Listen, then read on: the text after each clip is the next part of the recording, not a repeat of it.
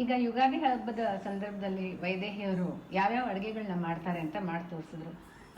ಅಂಬೆ ಉಪ್ಕರಿ ಅಂತ ಹೇಳಿದ್ರು, ಗಜ್ಬಜೆ ಅಂಬಟ್ ಅಂತ ಹೇಳಿದ್ರು, ತುಂಬಾ ತರಹದ ತರಕಾರಿಗಳನ್ನ ಹಾಕೊಂಡಿದ್ರು. ಈ ತರದ ಇದೇ ತರಕಾರಿಗಳನ್ನೇ ಹಾಕ್ಬೇಕು ಅಂತಿದ್ಯಾ ಅಥವಾ ಅದಕ್ಕೆ ಇನ್ನೇನಾದ್ರೂ ಸೇರಿಸ್ಬೋದಾ? ಅದರಲ್ಲಿ ನಾವು ಬೇಕಾದಾಗ ನಮಗೆ ಬೇಕಾದಾಗ ನಾವು ಕಾಂಬಿನೇಷನ್ ಮಾಡಿಕೊಳ್ಬೋದು, ಬೇಕಾದ್ರೆ ಮಿಶ್ರಣ ಮಾಡಿಕೊಳ್ಬೋದು. ಇದೇ ತರಕಾರಿ ಹಾಕಬೇಕು ಅದೇ ತರಕಾರಿ ಹಾಕ್ಬೇಕಂದಿಲ್ಲ.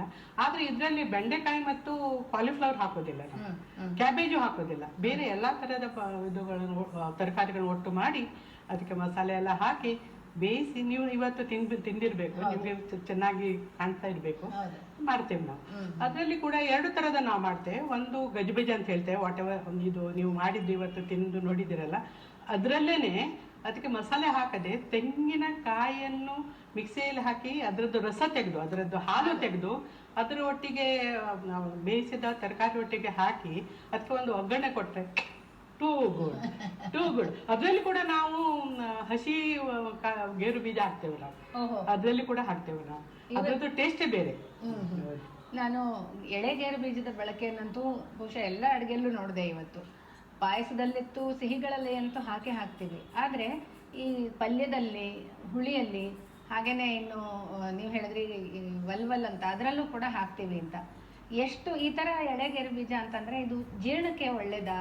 ಗೋಡಂಬಿಗೆ ಒಳ್ಳೇದಲ್ಲ ಅಂತಾರಲ್ವಾ ಜೀರ್ಣಕ್ಕೆ? ಈ ಹಸಿ ಗೇರು ಬೀಜ ಎಲ್ಲ ಇದೆ ಅಲ್ಲ, ಅದರಲ್ಲಿ ಫ್ಯಾಟ್ ಅಂಶ ಇಲ್ಲ, ಜಾಸ್ತಿ ಇಲ್ಲ. ನೀವು ಅದನ್ನು ಒಣಗಿಸಿ ಅದು ಮಾಡಿದ್ರೆ ಅದರಲ್ಲಿ ಜಾಸ್ತಿ ಕೊಬ್ಬಿನ ಅಂಶ ಇರುತ್ತೆ. ಅದಕ್ಕೋಸ್ಕರ ಈ ಸೀಸನ್ ಅಲ್ಲಿ ಈ ಹಸಿ ಗೇರು ಬೀಜ ತಿನ್ನೋದ್ರಿಂದ ನಿಮ್ಗೆ ಅಜೀರ್ಣ ಆಗೋದಿಲ್ಲ, ಅದು ಚೆನ್ನಾಗಿ ಡೈಜೆಸ್ಟ್ ಆಗುತ್ತೆ. ಅದಕ್ಕೋಸ್ಕರನೇ ಈ ಹಸಿ ಗೇರು ಬೀಜವನ್ನು ತಿಂತೇವೆ. ಈ ಸೀಸನ್ ಅಲ್ಲಿ ಯಾರು ಒಣಗಿದ ಗೇರು ಬೀಜ ಇದು ಸಿಗುವಾಗ ಅದು ತಿನ್ನೋದಿಲ್ಲ, ಇದ್ರ ರುಚಿನೇ ಬೇರೆ ಅದು. ಹೌದು. ಮತ್ತು ಸಾರ್ವಜನಿಕರಿಗೆ ತುಂಬಾ ಮಂದಿಯವರಿಗೆ ಇದನ್ನು ತಗೊಳ್ಳುವ ಒಂದು ಶಕ್ತಿ ಇರುವುದಿಲ್ಲ. ಆದ್ರೆ ಈ ಹಬ್ಬದಲ್ಲಿ ಇದು ತಿನ್ಬೇಕು ಅಂತ ಹೇಳಿದ್ರೆ ನಾವು ಒಂದು 100 ಗ್ರಾಮ್ ತಕೊಂಡ್ ಬಂದ್ರೆ ಅವರು ಒಂದು 4-5 ಹಾಕಿಕೊಂಡು ತಿಂತಾರೆ. ಒಂದು ಶಾಸ್ತ್ರ ಅಂತ ಇದೆಯಲ್ಲ, ಅದಕ್ಕೋಸ್ಕರ ಅದು ಮಾಡ್ತಾರೆ. ಅಂದ್ರೆ ಕೈಯಲ್ಲಿ ಆಗಲ್ಲ ಅಂತಲ್ಲ, ಹಬ್ಬ ಅಂದಾಗ ನಾವ್ ಅದನ್ನ ಮಾಡೇ ಮಾಡ್ತೇವೆ. ಅವತ್ತು ಎಷ್ಟೇ ಬೆಲೆ ಇರಲಿ ಅದಕ್ಕೆ ಹಬ್ಬ ಮಾಡ್ತೇವೆ. ಹೌದು. ಹಾಗಾಗಿ ಅದು ಎಲ್ಲರ ಹೊಟ್ಟೆಗೂ ಸೇರುತ್ತೆ. ಹೌದು. ಈ ಎಳೆ ಗೇರು ಬೀಜದ ಮಾತೆ ಬಂದಾಗ ಅದು ನೀವು ಪಾಯಸಕ್ಕೆ ಕೂಡ ಹಾಕಿದ್ರಿ. ಪಾಯಸ ಅಂದಾಗ ನಾವು ಅಕ್ಕಿ ಕಡಲೆ ಬೇಳೆ ಪಾಯಸ, ಈ ಕಡೆ ಶಾವಿಗೆ ಪಾಯಸ ಈ ಥರ ಎಲ್ಲ ಮಾಡ್ತೀವಿ. ನೀವು ಮಡಗಣೆ ಅಂತ ಒಂದು ಮಾಡಿದ್ರಿ, ಅದು ಬರೀ ಹೀಗೆ ಕಡಲೆ ಬೇಳೆಯಲ್ಲಿ ಮಾತ್ರ ಮಾಡೋದಾ, ಹೇಗೆ? ಅದು ಕಡಲೆಬೇಳೆಯಲ್ಲಿ ಅಂದ್ರೆ ಕಡಲೆಬೇಳೆ ದೇವರಿಗೆ ಶ್ರೇಷ್ಠ. ಆ ದಿವಸ ಮುಖ್ಯವಾಗಿ ಈ ಕಡಲೆಬೇಳೆ ಪಾಯಸ ಮಾಡಿದ್ಮೇಲೆ ದೇವರಿಗೆ ನಾವು ನೈವೇದ್ಯ ಕೊಡ್ತೇವೆ. ಆ ನೈವೇದ್ಯಕ್ಕೆ ಈ ಕಡಲೆಬೇಳೆ ತುಂಬಾ ಶ್ರೇಷ್ಠ. ಬೇರೆಯವರೆಲ್ಲ ಸಾಬುದಾಣ ಹಾಕಿ ಅದರದ್ದು ಪಾಯಸ ಮಾಡ್ತಾರೆ, ಅದರಲ್ಲೂ ಕೂಡ ಗೇರು ಬೀಜ ಹಾಕ್ತಾರೆ. ಕೆಲವರು ಇದು ನಿಮ್ದು ಹೆಸರು ಬೇಳೆ ಹಾಕಿ ಕೂಡ ಮಾಡ್ತಾರೆ, ಅದರಲ್ಲೂ ಕೂಡ ಗೇರು ಬೀಜ ಹಾಕ್ತಾರೆ, ಎಳೆ ಗೇರು ಬೀಜ ಹಾಕ್ತಾರೆ. ಆದ್ರೆ ಇದು ಶ್ರೇಷ್ಠ ಅಂತ ಹೇಳಿ ನಾವು ಇದು ಕಡಲೆಬೇಳೆನೆ ಹಾಕ್ತೇವೆ. ಕಡಲೆಬೇಳೆಯಲ್ಲಿ ಜಾಸ್ತಿ ಕಾರ್ಬೋಹೈಡ್ರೇಟ್ ಇರುತ್ತೆ ಅಲ್ಲ, ಅದು ಚೆನ್ನಾಗಿ ಇದು ಆಗುತ್ತೆ, ಪಚನ ಆಗುತ್ತೆ. ಮತ್ತು ಒಳ್ಳೆಯ ಏನ್ ಹೇಳ್ತಾರೆ, ದೇವರಿಗೆ ಪ್ರೀತಿ ಅಂತ ನಾವು ಜಾಸ್ತಿ ಕೊಡೋದು, ಮತ್ತು ತಿನ್ಲಿಕ್ಕೂ ತುಂಬಾ ಒಳ್ಳೇದಾಗುತ್ತೆ. ಹೌದು. ಅಂದ್ರೆ ಬಹುಶಃ ಈ ಕಡೆ ಕಡಲೆಬೇಳೆಯಲ್ಲಿ ಹೋಳಿಗೆ ಮಾಡೋದು ಅದೇ ಕಾರಣಕ್ಕೆ. ಒಟ್ನಲ್ಲಿ ಕಡಲೆಬೇಳೆ ಹೇಗಾದ್ರೂ ಹೊಟ್ಟೆಗೆ ಹೋಗ್ಬೇಕು ಈ ಸೀಸನ್ ಅಲ್ಲಿ. ಅದೇ ಯೋಚನೆ ಮಾಡಿದಾಗ ಅನ್ಸುತ್ತೆ, ನಮ್ಮ ಹಿರಿಯರು ಎಷ್ಟೆಲ್ಲ ಅದನ್ನ ಹೇಳ್ತಾ ಇದ್ರು ಅವರು ಮಾಡ್ಕೊಂಡು ಹೋಗ್ತಾ ಇದ್ದದನ್ನ ಪಾಲಿಸ್ತಾ ಇದ್ರೇನೆ ಬಹುಶಃ ನಮ್ಗೆ ಸಾಕಷ್ಟು ಆರೋಗ್ಯ ದೊರೆಯುತ್ತೇನೋ ಅಂತ ಅನ್ಸುತ್ತೆ. ಈಗ ನೀವು ಗಜ್ಬಜೆ ಅಂಬಟ್ ಅಂತಂದ್ರಿ, ವಲ್ವಲ ಅಂದ್ರಿ, ಬಹಳಷ್ಟು ತರಕಾರಿಗಳನ್ನ ತಗೊಂಡಿದ್ರು. ಅದರಲ್ಲಿ ಗೆಣಸಿತ್ತು, ಕಾಡ ಪರ್ವಲ್ ಅಂತ ಇತ್ತು, ಹೀರೆಕಾಯಿ ಎಲ್ಲ ಇತ್ತು. ಇಂಥದ್ದೇ ತರಕಾರಿ ಹಾಕ್ಬೇಕು ಅಂತ ಇದೆಯಾ ಅಥವಾ ಯಾವ ತರಕಾರಿಗಳನ್ನೂ ಹಾಕ್ಬೋದಾ? ಎಲ್ಲಾ ತರಕಾರಿಗಳು ಹಾಕಿದ ಅದಕ್ಕೆ ಬೇರೆನೆ ರುಚಿ ಬರುತ್ತೆ.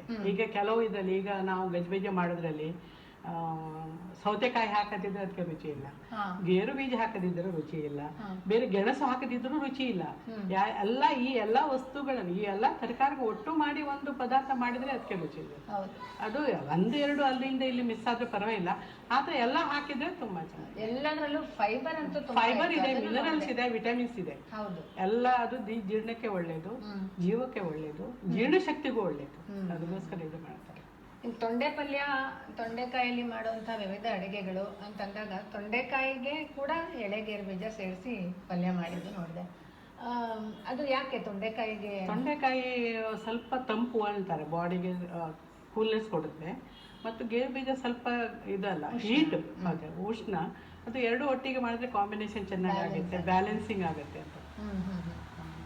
ಎಲ್ಲದರಲ್ಲೂ ಖಾರ ಬಹಳ ಕಡಿಮೆ ಇತ್ತು ನಾನು ನೋಡಿದ ಹಾಗೆ. ನಾವು ಉಪಯೋಗಿಸುವಾಗ ಈಗ ಹಸಿಮೆಣಸಿನ್ಕಾಯಿ ಆಗಲಿ ಒಣಮೆಣಸಿನ್ಕಾಯಿ ಆಗಲಿ ಖಾರ ಕಡಿಮೆ ಹಾಕಿ ಮಾಡ್ತೀವಿ. ಅದಕ್ಕೂ ಏನಾದ್ರೂ ಇರಬಹುದಾ? ಇದು ಗಜ್ಬೀಜೆಗೆ ಜಾಸ್ತಿ ಖಾರ ಹಾಕಿದ್ರೆ ಟೇಸ್ಟ್ ಇಲ್ಲ, ಅದಕ್ಕೆ ಮೈಲ್ಡ್ ಆಗಿ ಇದು ಅದರದ್ದು ಖಾರ ಇರಬೇಕು.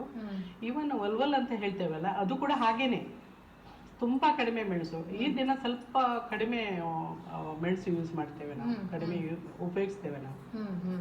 ಹಬ್ಬದ ಸಮಯ ಅಂತಂದಾಗ ಅದರಲ್ಲೂ ಕೂಡ ಬಹಳಷ್ಟು ಸಮತೋಲನವನ್ನ ಕಂಡುಕೊಂಡ್ವಿ, ನೋಡಿದ್ವಿ. ಆಹಾರ ಪದಾರ್ಥದಲ್ಲಿ ಖಾರದ ಬಳಕೆ ಕಡಿಮೆ ಇತ್ತು, ಹಾಗೇನೆ ಹೊಟ್ಟೆಗೆ ಹಗುರವಾಗಿರುವಂತಹ ಅಡಿಗೆ ಬೇಕು ಅಂತಾನೂ ಆಯ್ತು. ಇದಿಷ್ಟೇ ಅಲ್ಲದೆ ಒಂದು ಸಮತೋಲನ ಆಹಾರ ಪದ್ಧತಿ ಇರಬೇಕು, ಪಾಲಿಸಬೇಕು ಅಂತ ಅಂದ್ರೆ ಯಾವ ರೀತಿ ಆಹಾರ ಪದಾರ್ಥಗಳನ್ನ ಬಳಸಬೇಕು, ಮತ್ತೆ ನೀರು ಎಷ್ಟು ಕುಡಿಬೇಕು ಈ ಸೀಸನ್ ಅಲ್ಲಿ, ಅದೆಲ್ಲ ಹೇಳ್ತೀರಾ? ನೀರು ನಾನು ಹೇಳಿದ ಹಾಗೆ ನೀರನ್ನು ನೀವು ಎಷ್ಟು ಕುಡಿಬಹುದು. ಬೆಳಿಗ್ಗೆ ಎದ್ದ ಕೂಡಲೇ ಕುಡಿದ್ರೆ ಒಳ್ಳೆಯದು. ಆಮೇಲೆ ಬ್ರೇಕ್ಫಾಸ್ಟ್ ಅಥವಾ ಊಟದ ಮೊದಲು ಸ್ವಲ್ಪ ಒಂದೊಂದು ಗ್ಲಾಸ್ ಕುಡಿದ್ರು ಅದು ಕೂಡ ಒಳ್ಳೆಯದು, ಜೀರ್ಣಶಕ್ತಿ ಆಗುತ್ತೆ. ಮತ್ತು ಯಾವುದೇ ಹಣ್ಣು ಹಂಪಲಿಗೆ ರಿಸ್ಟ್ರಿಕ್ಷನ್ ಇಲ್ಲ, ಎಷ್ಟು ಬೇಕಾದರೂ ಅದು ತಿನ್ಬೋದು. ಆದರೆ ಈ ಸಮಯದಲ್ಲಿ ಜಡ್ಡು ಪದಾರ್ಥಗಳನ್ನು ಸ್ವಲ್ಪ ಕಡಿಮೆ ಮಾಡಬೇಕಾಗತ್ತೆ. ಯಾಕಂತ ಹೇಳಿದರೆ ಜೀರ್ಣ ಆಗೋದು ಕಷ್ಟ ಮತ್ತು ಬೆವರುತ್ತದೆ ತುಂಬ. ಅದಕ್ಕೋಸ್ಕರ ನಿಮಗೆ ಆಮೇಲೆ ಒಂಥರ ತೇಗು ಥರ, ಎಣ್ಣೆದ್ದೇ ತೇಗು ಥರ ಬರುತ್ತೆ. ಅದನ್ನೆಲ್ಲ ನಾವು ಕಡಿಮೆ ಮಾಡ್ಬೋದು. ಈ ಕಾಲದಲ್ಲಿ ಎಲ್ಲ ಥರದ ತರಕಾರಿಗಳು ಸಿಗೋದು ನಮ್ಮ ಪ್ರಾಬ್ಲಮೇ ಇಲ್ಲ. ಏನು ಬೇಕಾದ್ರೂ ಇವತ್ತು ಒಂದು ದಿವಸ, ನಾಳೆ ಒಂದು ದಿವಸ ಬೇರೆ ಬೇರೆ ತರಕಾರಿ ಯೂಸ್ ಮಾಡಿ ಪಲ್ಯ ಮಾಡಿ ತಿನ್ಬೋದು. ಅದಕ್ಕೇನು ರಿಸ್ಟ್ರಿಕ್ಷನ್ ಇಲ್ಲ, ಎಷ್ಟು ತಿನ್ಬೋದು. ಅನ್ನ ಇಂತಹ ಪದಾರ್ಥಗಳನ್ನ ಆದಷ್ಟು ಕಡಿಮೆ ಸೇವಿಸಿದ್ರೆ ಒಳ್ಳೇದು. ಕಾರ್ಬೋಹೈಡ್ರೇಟ್ ಬೇಕು ನಮ್ಮ ಬಾಡಿಗೆ, ಕಾರ್ಬೋಹೈಡ್ರೇಟು ಕ್ಯಾಲರಿ ಕೊಡುತ್ತೆ. ನಿಮ್ಗೆ ಕಾರ್ಬೋಹೈಡ್ರೇಟ್ ತಿನ್ಲೇಬೇಕು ಸ್ವಲ್ಪ.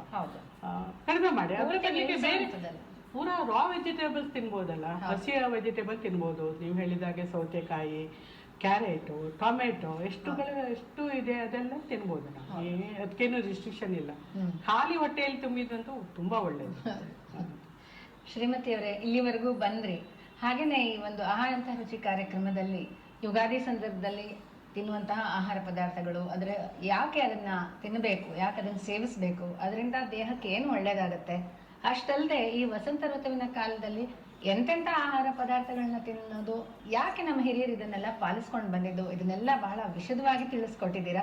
ಅದಕ್ಕಾಗಿ ನಿಮಗೆ ಹೃತ್ಪೂರ್ವಕ ಧನ್ಯವಾದಗಳು. ನಮಸ್ಕಾರ.